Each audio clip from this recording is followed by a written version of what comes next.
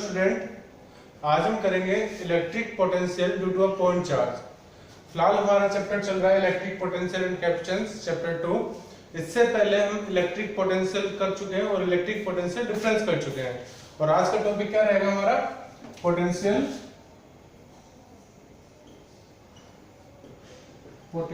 Due to a point charge.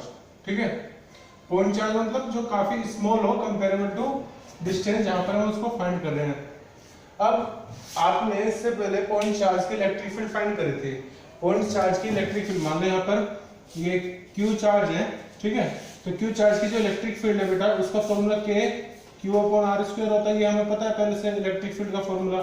और लेकिन आज हमें क्या करना है, हमें इस क्यू चार्ज का पोटेंशियल फाइंड करना है और देखते हैं कि क्या वो डिस्टेंस पर डिपेंड करेगा या नहीं करेगा और कैसे करेगा। दूसरा, electric potential due two point charge के लिए देखो हमें क्या करना पड़ेगा। हमें ये फॉर्मूला पता है कि पोटेंशियल इक्वल टू होता है या वर्क डन इक्वल टू होता है charge into change in potential. ठीक है, W equal to Q delta V, Q into change in potential किन्हीं दो पॉइंट का। अगर एक पॉइंट इन्फिनिटी पे है तो सिर्फ W इक्वल टू QV हो जाता है वो, अगर मान लो एक पॉइंट इन्फिनिटी पे है तो इसे करने के लिए हमें देखो क्या एज्यूम करना पड़ेगा कि मैंने माना कि यहाँ पर एक चार्ज Q रखा है और यहाँ पर स्मॉल q चार्ज इसमें यहाँ पे पोजीशन है और इस चार्ज को मैं मूव करवाऊंगा और मूव करवाने में जो बॉर्डर होगा वो हमें पता है Q इनटू डेल्टा V होगा। ठीक है, लेकिन मैं क्या एज्यूम कर रहा हूँ बेटा कि लेट ये पहले दोनों को लाइन ज्वाइन कर रही है। मैंने क्या करा, इसको एक स्मॉल डिस्टेंस dx से डिस्प्लेस कर दिया। ठीक है, अब दोनों जो है पॉजिटिव चार्ज है तो जो फोर्स लगेगी बेटा, जो फोर्स लग रही होगी, देखो ये इसको रिपेल करेगा तो जो फोर्स लग रही होगी स्मॉल q चार्ज पर वो इस साइड लगेगी फोर्स। और फोर्स का फॉर्मूला हमें पता है कितना होता है, k q1 q2 upon r square. तो देखो हमें क्या निकालना कि मैं एक स्मॉल पोर्शन के लिए, मतलब कि यहां से यहां तक आने के लिए एक स्मॉल पोर्शन के लिए मैं वर्क डन अगर फाइंड करूं बेटा तो वो कितना हो जाएगा, f डॉट dx। ये चीज आपको पता है पहले से ही। वर्क डन कैसी क्वांटिटी है, वर्क डन एक स्केलर क्वांटिटी है, it will be equal to the dot product of force into displacement. ठीक है, अब एक चीज देखो, आपकी फोर्स जो है बेटा, फोर्स पॉजिटिव एक्स एक्सिस में लग रही है और डिस्प्लेसमेंट का हो रहा है निगेटिव एक्सिस में, ये डिस्प्लेसमेंट हो रहा है। तो फोर्स और डिस्प्लेसमेंट के बीच के एंगल कितना हो गया, 180 डिग्री। तो 180 डिग्री और यहाँ पे डॉट प्रोडक्ट है तो मैं इसको क्या लिख सकता हूँ, f का मैग्नीट्यूड, डिस्प्लेसमेंट का मैग्नीट्यूड और cos 180 डिग्री। ठीक है, ये स्मॉल वर्क डन हम फाइंड कर रहे हैं। टोटल वर्क डन हम इंटीग्रेट करके निकाल लेंगे तो dw इक्वल टू कितना आ गया, f dx cos 180 डिग्री। ठीक है, फोर्स का फॉर्मूला लिख दो। फोर्स इक्वल टू कितना होता है बेटा, 1/4 pi epsilon not q1 q2, q1 यहाँ पर कैपिटल Q है और small q1 q2 upon separation का स्क्वायर। तो मैं ये अज्यूम कर रहा हूँ कि लेट किसी x सेपरेशन पे ये है तो यहाँ पर कितना आ जाएगा, x स्क्वायर cos 180 डिग्री की वैल्यू में पता है कितनी, -1। ये कितना आ गया, dw मतलब स्मॉल वर्क डन। अब मुझे क्या करना होगा, यहाँ पर देखो dx भी है, मुझे इसका पूरा इंटीग्रेशन करना पड़ेगा। ठीक है, इंटीग्रेशन करने के लिए मुझे कुछ लिमिट एज्यूम करनी पड़ेगी। तो मैं एज्यूम कर रहा हूं कि जो स्मॉल q चार्ज है वो काफी ज्यादा दूर रखा होगा स्मॉल q से, यानी कि स्मॉल ये जो इनिशियल लिमिट होगी वो कितनी होगी, x की इन्फिनिटी। और फाइनली मैं क्या कर रहा हूं कि इसको किसी ऐसे सेपरेशन पे ला करके रख दिया है जहां से अब इसका डिस्टेंस है r। ठीक है, तो फाइनल लिमिट हमारी इनिशियल इन्फिनिटी, फाइनल लिमिट कितनी हो गई, r। ये r मेरी फाइनल लिमिट है। अब यहाँ पे देखो जो चीज कांस्टेंट है मैं उसको बाहर निकालूंगा, dw का इंटीग्रेशन टोटल वर्क डन होगा, this will be equal to 1/4 pi epsilon naught. ठीक है, q और q कांस्टेंट बाहर निकालो।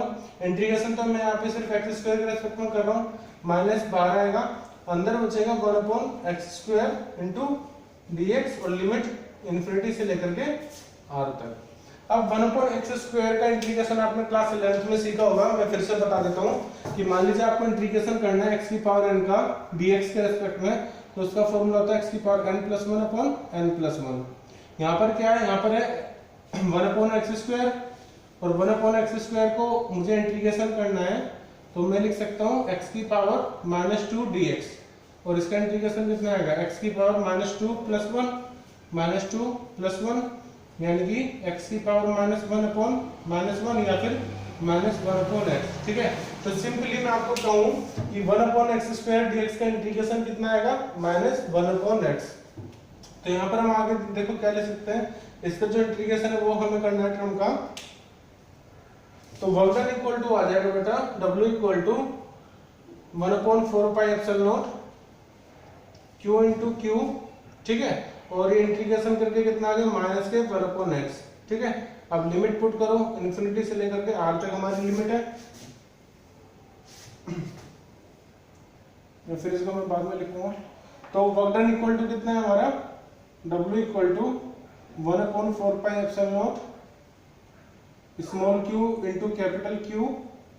अब लिमिट हम किस तरह से लिखते हैं, final limit minus initial limit. एक चीज और देखो बेटा, यहाँ पे ये साइन नेगेटिव था और ये साइन भी नेगेटिव है, तो नेगेटिव नेगेटिव कितना हो जाएगा, पॉजिटिव। तो मैंने यहाँ पे कोई साइन नहीं लगाया, पॉजिटिव साइन है। अब final limit minus initial limit हमें करना है, तो ये हमारा 1/r तो आ गया है। यहाँ पर जब मैं x की जगह r रखूंगा तो 1/r आएगा, फिर -1/x की जगह पर इन्फिनिटी। हमें पता है कि 1/∞ कितना आएगा बेटा, ये आएगा 0। तो आगे देखो वर्क डन इक्वल टू कितना आ गया, Q इंटू Q/4πε0 और 1/r। ठीक है, अब W इक्वल टू Q भी हमें फॉर्मूला पता है, Q into change in potential, potential. ठीक है, तो यहाँ पर मैं पोटेंशियल किस चीज का फाइंड कर रहा हूँ, मैं पोटेंशियल फाइंड कर रहा हूँ कैपिटल Q का। और हमें पता है पोटेंशियल इक्वल टू हम इस तरह से भी डिफाइन कर सकते हैं, potential equal to work done upon charge which is being moved. तो यहाँ पे चार्ज किसको मूव करवा रहा था, स्मॉल q को। तो मैं यहाँ पर इसको लिख रहा हूँ W/Q इक्वल टू Q/4πε0r। तो इसी टर्म को मैं, ये जो टर्म आया है इसी टर्म को मैं क्या बोल सकता हूँ, पोटेंशियल। तो पोटेंशियल का जो फॉर्मूला बेटा वो कितना आ गया, पोटेंशियल इक्वल टू आ गया मेरा Q/4πε0r। ठीक है, तो ये फाइनल फॉर्मूला आ गया किसका, पोटेंशियल का। शॉर्टली मैं इसको इस तरह से लिख सकता हूं कि पोटेंशियल इक्वल टू KQ/r, क्योंकि 1/4πε0 क्या होता है, K। तो potential is equal to KQ/r, where K is equal to 1/4πε0। एक चीज ध्यान से देखो, इलेक्ट्रिक फील्ड बेटा, इलेक्ट्रिक फील्ड इनवर्सली डिपेंड कर रही है r² पर, पोटेंशियल किस पर डिपेंड कर रहा है, r पर। यानी कि अगर आप डिस्टेंस के रेस्पेक्ट में बात करो तो पोटेंशियल जो है, पोटेंशियल भी इनवर्सली डिपेंड कर रहा है r पर, v is inversely proportional to r। जबकि इलेक्ट्रिक फील्ड जो है वो इनवर्सली प्रोपोर्शनल होता है किसके, r² के। लेकिन ये अभी किसके लिए डेरिवेशन है, ओनली फॉर पॉइंट चार्ज। ये चीज ध्यान रखना, पॉइंट चार्ज के लिए ये है। ठीक है, एक चीज और है, इलेक्ट्रिक फील्ड, जैसे कि आपको पता है स्मॉल, यहाँ पे एक चार्ज Q है, तो चार्ज Q कहीं पर भी प्लेस्ड है तो उसकी जो इलेक्ट्रिक फील्ड होगी, इलेक्ट्रिक फील्ड सपोज यहाँ पे चार्ज है, इलेक्ट्रिक फील्ड स्फेरिकली सिमेट्रिक होगी, यानी कि r डिस्टेंस पे इलेक्ट्रिक फील्ड सेम होगी। सेम कंडीशन आ रही पोटेंशियल के साथ कि जो इसकी इस चीज का, इस चार्ज का पोटेंशियल होगा वो भी स्फेरिकल सिमेट्रिक होगा। यानी कि अगर सपोज करो यहाँ पे चार्ज रखा हुआ है और मैं r डिस्टेंस पर जा रहा हूँ और r मेरा कांस्टेंट है, तो एक स्फीयर बनेगा, तो स्फेरिकली सिमेट्रिक होगा पोटेंशियल भी। जिस तरह से इलेक्ट्रिक फील्ड सिमेट्रिकल थी, इसी तरह से पॉइंट चार्ज का पोटेंशियल भी सिमेट्रिक होगा। चार्ज के यहाँ पे चार्ज रखा है, किसी भी डायरेक्शन में जाओ आपको पोटेंशियल, अगर r सेम है तो पोटेंशियल भी सेम होगा। ठीक है, तो एक तो ये बात हुई। और दूसरा एक चीज और देखो, यहाँ पे KQ/r सब चीजें कैसे है, स्केलर क्वांटिटी। तो पोटेंशियल, हालांकि मैंने पहले ही बताया पोटेंशियल जो V है वो कैसी क्वांटिटी होती है, ये स्केलर क्वांटिटी होगी। SI यूनिट का आपको पता ही है, SI यूनिट क्या होती है, वोल्ट। ठीक है, तो पोटेंशियल स्केलर क्वांटिटी है, SI यूनिट वोल्ट है। अब एक ग्राफ और मैं बता देता हूं आपको, ग्राफ बिटवीन इलेक्ट्रिक फील्ड, ठीक है, वर्सेस r का, और पोटेंशियल वर्सेस r का, लेकिन एक सिंगल ग्राफ में। तो ये चीज आप नोट कर लें। अभी ग्राफ हम करेंगे, ग्राफ मैं बनाऊंगा इलेक्ट्रिक फील्ड का वर्सेस डिस्टेंस r। ठीक है, तो सपोज करो मेरे पास एक्सिस है, यहाँ पर r यानी कि डिस्टेंस है, ठीक है, मैग्नीट्यूड में ले रहा हूँ, और यहाँ पर मैं एक बार पोटेंशियल डिनोट करूंगा। ठीक है, या फिर मैं पोटेंशियल डिनोट करता हूँ, सपोज करो